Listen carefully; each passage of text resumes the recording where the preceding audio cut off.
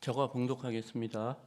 모세가 홍해에서 이스라엘을 인도하며 그들이 나와서 수르 광야로 들어가서 거기서 사흘 길을 걸었으나 물을 얻지 못하고 마라에 이르렀더니 그곳 물이 써서 마시지 못하겠으므로 그 이름을 마라라 하였더라.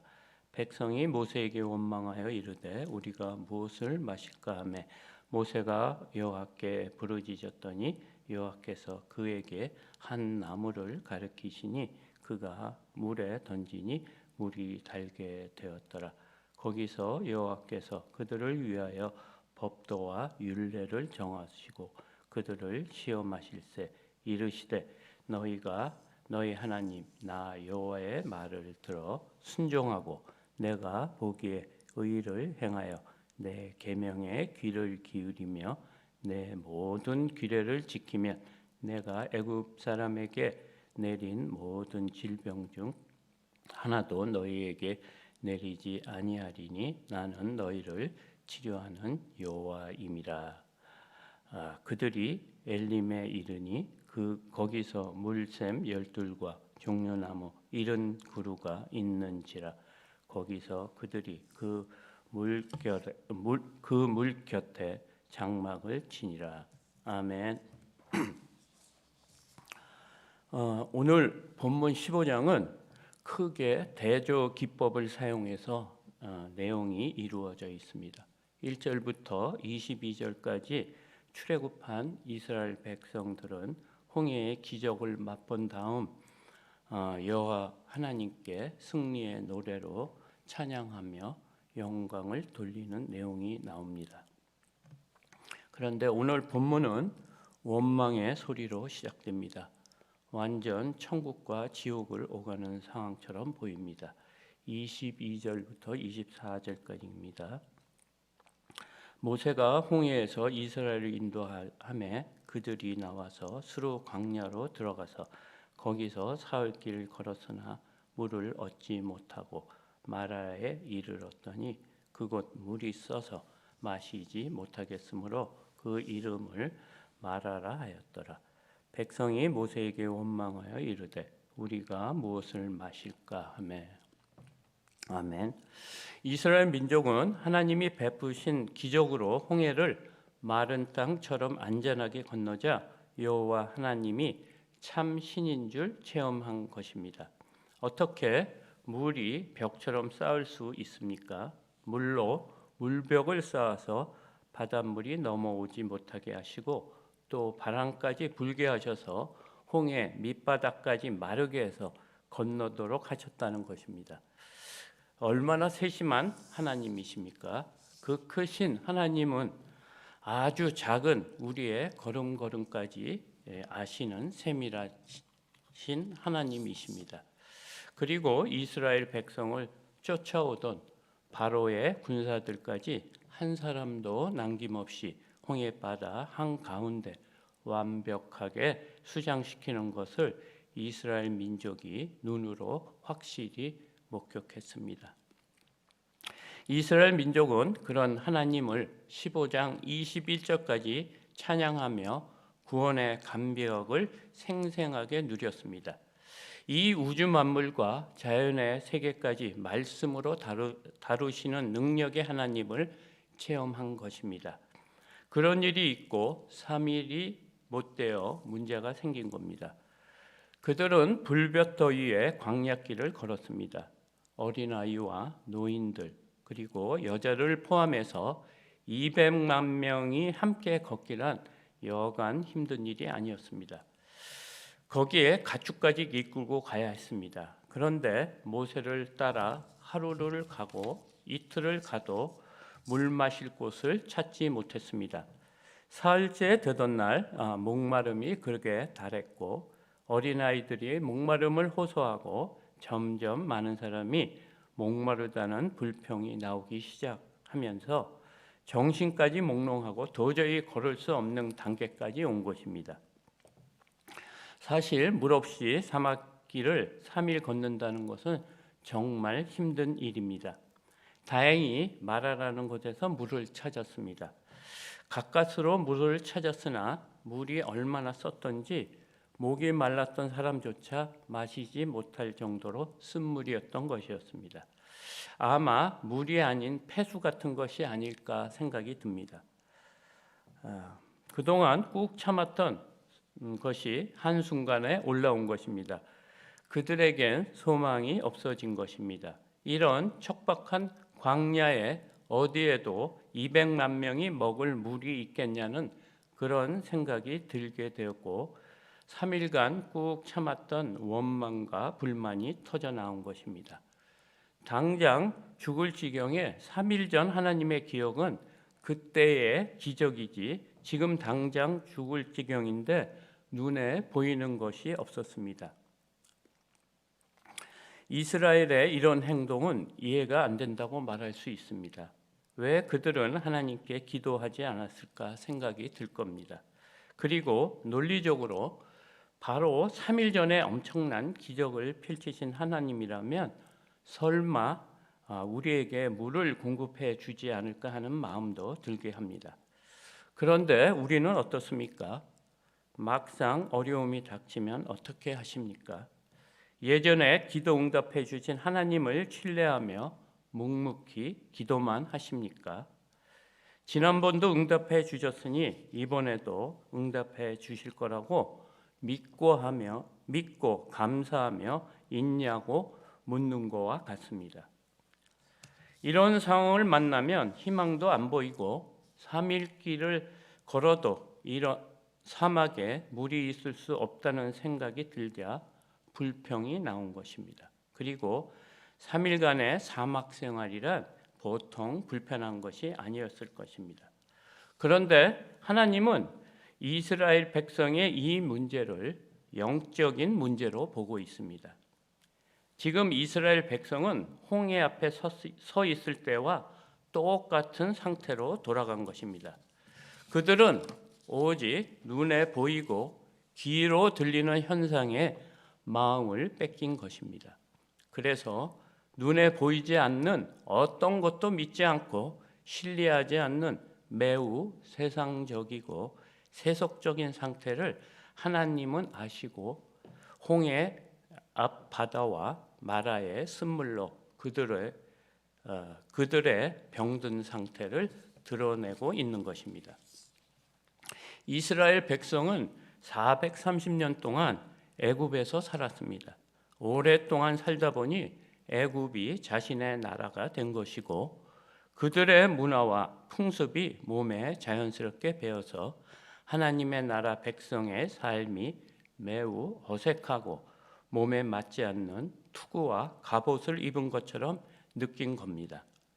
마치 일제시대 때 하와이로 간 교포 2, 3세처럼 겉모습은 한국 사람이지만 생각이나 문화는 완전 미국 사람인 것처럼 이스라엘 민족도 400년이나 살면서 애굽의 풍습과 전통, 그들의 가치관에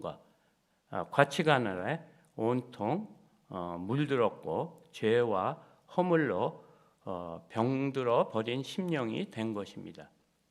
그래서 세상적인 눈으로 보이는 것과 귀에 들리는 것만 의지하고 반응하는 이스라엘 민족이 된 것입니다. 그런데 하나님은 영이시기 때문에 보이지 않습니다.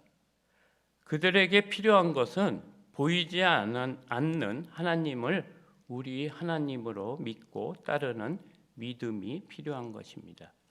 신학자들은 홍해를 통과한 사건을 우리가 세상 죄에서 구원받은 사건, 거듭남으로 해석하고 있습니다. 그런데 언약의 백성인 이스라엘 민족이 말씀이나 언약을 신뢰하지 못하는 영적으로 병든 상태라는 것을 홍해 사건과 마라 사건을 통해 완전히 드러내고 있는 것입니다. 그들은 3일간 사막만 본 것이고 지금까지 기적으로 출애굽시킨 하나님을 바라보지 않은 것입니다. 마치 예수님을 보지 않고 오병이어 기적만 보고 따라다니던 무리처럼 이스라엘 민족의 마음이 마치 마라의 쓴물과 같다는 것을 체험시키고 있는 것입니다. 그런 이스라엘 민족은 보이는 모세를 원망할 수밖에 없었습니다. 그래서 모세에게 물을 달라고 떼를 쓰는 것입니다. 25절입니다. 모세가 여호와께 부르짖었더니 여호와께서 그에게 한 나무를 가리키시니 그가 물에 던지니 물이 달게 되었더라. 거기서 여호와께서 그들을 위하여 법도와 율례를 정하시고 그들을 시험하실세. 아멘. 그러자 모세는 다시 하나님께 울부짖었습니다. 이것이 모세와 이스라엘 백성과의 차이인 것입니다. 어느새 모세는 하나님을 전적으로 신뢰하는 모세로 바뀐 것입니다. 하나님을 신뢰하고 따르는 사람이 된 것입니다. 믿음의 사람은 현실을 보는 것이 아니라 여호와 하나님을 바라보는 사람입니다. 그리고 말씀을 듣고 순종하는 사람입니다. 모세는 하나님이 가리키는 한 나무를 물에 던지라고 하자 던졌습니다. 이런 행동이 쓴물과 무슨 연관성이 있어 보입니까? 엉뚱하고 본질과는 거리가 먼 말씀 같습니다. 그 나무를 물에 던졌다고 어떻게 문제가 해결이 되겠습니까? 그런데 믿음의 사람 모세는 하나님께서 던지라고 하자 던진 것입니다. 묻지도 않고 순종한 것입니다. 그런데 우리는 어떻습니까? 기도 응답이 우리 기대가 맞지 않는 응답으로 오면 말씀에 순종하고 응답 받았다고 하고 있느냐는 말입니다. 그런데 하나님은 하나님을 신뢰하는 그 믿음을 보신다고 합니다. 내 믿음이 너를 구원한 것처럼 쓴물이 단물로 바꾸기를 원하신다는 것입니다. 하나님은 이스라엘의 영적 상태가 바로 마라의 쓴물 같다 하시는 겁니다. 쓴물 같은 그들의 영혼에 나뭇가지를 던져서 단물로 바꾸게 된 것처럼 법도와 율례를 만들어서 시험하셨다고 합니다. 26절입니다.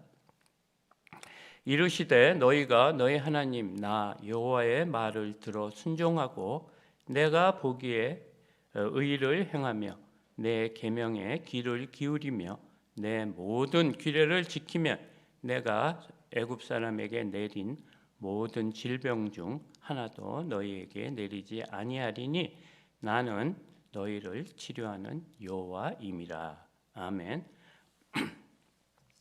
하나님께서 이스라엘 민족을 이 광야로 인도한 것도 그들의 영적 상태를 드러내게 하시어 치료하시려는 데 목적이 있는 것입니다. 그들 안에 오랫동안 깊게 뿌리내린 애굽에서 배운 우상 숭배의 잔재와 보이지 않는 하나님에 대한 불신과 세상의 죄악에 물들어 있는 것들을 드러내서 하나하나 고치시겠다는 것이 하나님의 계획인 것입니다. 이 구절에서 하나님을 자신을 두 가지로 계시하는데 첫 번째, 나는 너희에게 말씀하시는 하나님이시다라고 계시하고 있고요.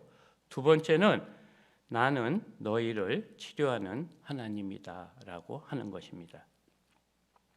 하나님은 광야에서 이스라엘 백성의 영적 상태, 즉 마음을 고치시겠다는 것입니다. 그러기 위해서는 너희는 내 말을 듣고 또 계명에 귀 기울이라고 요구하고 계십니다. 이 광야 학교의 보낸 목적도 여호와 하나님이 어떤 분인지 알려주기 위한 것인데 먼저 내 말을 들으라입니다. 내 말을 듣는 연습부터 해야 한다는 것입니다. 그러다 보면 내 말에 순종하게 된다고 하십니다. 그리고 내 계명에 귀 기울이라는 것입니다. 우리도 말씀과 계명을 대충 들어서는 안 되고 귀 기울여서 잘 들어야 합니다. 주일날 선포되는 말씀에 귀 기울이라는 것입니다. 그리고 매일 말씀 읽기와 큐티로 말씀에 가까이 한다면 하나님이 누구신지 알게 되고 자연스럽게 하나님의 규례도 지켜진다는 것입니다. 이것이 하나님 백성에게 요구하시는 첫 번째 의무인 것입니다. 하나님 말씀에 온전히 순종하신 분이 누구십니까? 바로 예수님이십니다. 이 땅에 오셔서 하나님의 뜻을 온전히 이루시기 위해 십자가에 달려 죽으신 분이 말씀이신 예수 그리스도인 것입니다. 우리가 하나님 말씀도 제대로 귀 기울여서 듣지 않은데 어떻게 하나님의 규례를 지킬 수 있겠습니까? 그리고 말씀을 읽지 않고 세상 소리만 귀 기울이고 세상에서 일어나는 것만 보고 있는데 어떻게 보이지 않는 하나님을 알 수 있겠냐는 말입니다. 그리고 어떻게 하나님 말씀에 순종할 수 있냐는 것입니다. 이스라엘 백성은 하나님 말씀에 듣는 훈련과 귀 기울이는 훈련이 필요한 것입니다. 그래야 우리 마음에 가득 찬 쓰디쓴 물이 말씀의 능력으로 단물로 바뀐다는 것입니다. 마치 십자가에 달린 예수 그리스도가 우리 마음에 임하실 때 우리가 성령의 사람으로 바뀐다는 것입니다. 그래서 우리가 단물의 사람이 된다고 합니다. 하나님은 이스라엘 백성의 병든 모습을 드러내시려고 계획적으로 마라라는 장소로 인도하신 겁니다. 하나님을 신뢰하지 않는 믿음의 문제를 다루시려는 계획인 것입니다. 잘 아시는 이야기지만 40년간 광야 생활에서 이스라엘 백성이 보여준 것이 무엇입니까? 어려움에 처하면 모세와 하나님을 원망하고 그러면 모세는 하나님께 부르짖고 하나님께서는 다시 우리의 필요를 채워주는 형태로 반복되는 것이 출애굽기가 보여주는 구조인 것입니다. 그러나 하나님의 구원은 우리의 어떠함에 바뀌지 않는다는 것이 얼마나 위안이 되는지 모릅니다. 하나님의 비공유적 속성을 보면 무한하시고 영원하시고 불변함이라고 하십니다. 그래서 하나님과 맺은 언약은 영원토록 절대 변하지 않는다는 것입니다. 그러면 우리에게는 이스라엘 백성과 같은 모습은 없습니까? 많은 은혜와 기도 응답도 받았지만 여전히 어려움이 닥치면 보이는 현상에 흔들리고 낙심하며 하나님의 은혜를 잊어버리고 하나님보다는 사람을 의지하고 내 생각과 판단을 더 신뢰하지 않습니까? 우리도 아직 쓴물은 아닌가요? 그래서 이 쓴물로 다른 사람에게 상처를 주며 화합하지 못하고 정죄하고 불평과 원망을 하며 감사하지 않고 그렇게 살아오지는 않았습니까? 사실 오늘 본문이 저의 모습임을 고백합니다. 내 안에 쓴물이 가득 차 있다는 것을 오늘 본문을 보면서 많이 느꼈습니다. 어려운 일이 생기면 원망하고 정죄하며 남에게 상처 주는 일만 해온 내 자신을 돌아보는 시간이었습니다. 마음이 많이 아팠습니다. 내 마음에 나뭇가지가 던져지기를 성령님께 간절히 구합니다. 그 나뭇가지는 십자가에 달리신 예수 그리스도이십니다. 그분만이 쓴물 같은 나의 심령을 단물로 고칠 수 있는 여호와 라파, 치료의 하나님이십니다. 이 땅에 얼마나 많은 영혼들이 쓴물처럼 살면서 주위의 사람들을 아프게 하며 상처를 주며 마치 풀 한 폭이 나지 않는 광야처럼 메마르게 살고 있는지 모릅니다. 하나님께서는 자신이 말씀하시는 것을 귀 기울여 잘 듣기를 원하시고 계십니다. 다른 방법이 없다고 합니다. 하나님의 말씀을 잘 듣는 것이 우선이라고 합니다. 무엇입니까? 강단에서 선포되는 말씀과 성경 읽기, 큐티입니다. 이 방법이 하나님에게 가까이 가는 일입니다. 그래야 하나님 말씀에 순종하게 되고 우리의 심령이 단물로 바뀌게 되어서 많은 사람들을 살리는 일을 한다는 것을 시각적으로 보여주고 계십니다. 27절입니다. 그들이 엘림에 이르니 거기에 물샘 12과 종려나무 70그루가 있는지라. 거기서 그들이 그 물 곁에 장막을 치니. 아멘.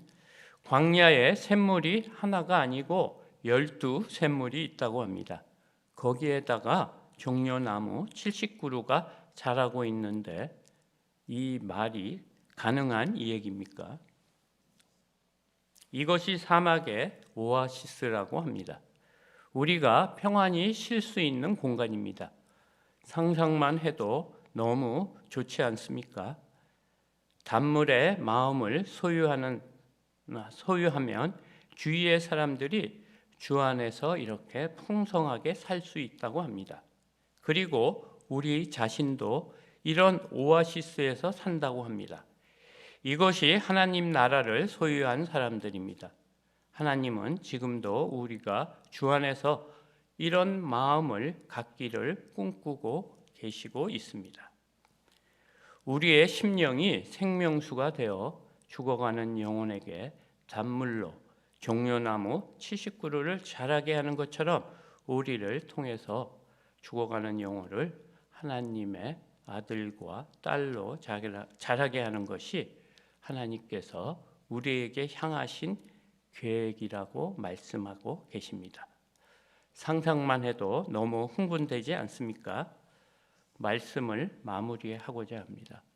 오늘 본문이 우리에게 주는 교훈이 무엇입니까? 첫 번째, 먼저 우리가 쓴물과 같은 죄인임을 깨닫고 회개해야 합니다. 두 번째, 하나님 말씀에 귀 기울이고 잘 듣는 훈련을 해야 합니다. 그러면 말씀에 순종하는 사람이 된다고 합니다. 세 번째, 우리 하나님은 우리의 심령을 치료하시는 하나님으로 쓴물과 같은 우리를 단물로 바꾼다는 것입니다. 오늘도 이 같은 은혜를 누리시는 서울제일교회 모든 성도님이 되시기를 소망합니다. 잠깐 기도드리겠습니다. 살아계신 하나님 아버지, 감사와 영광을 올려드립니다. 이 새벽에 우리의 완악한 자아를 보게 해주시니 감사합니다.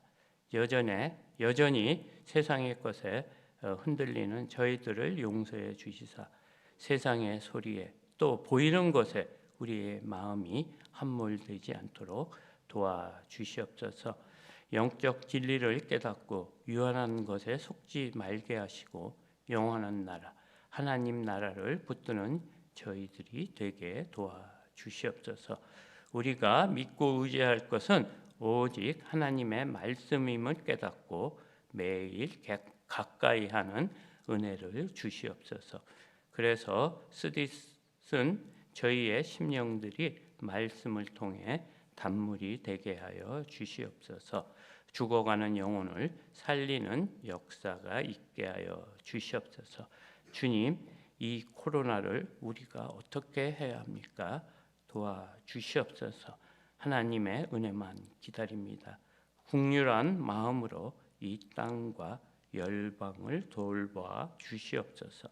어려움에 처한 성도들을 돌아보시고 주의 은혜로 덧입혀 주시옵소서. 감사하며 예수님 이름으로 기도하였습니다. 아멘.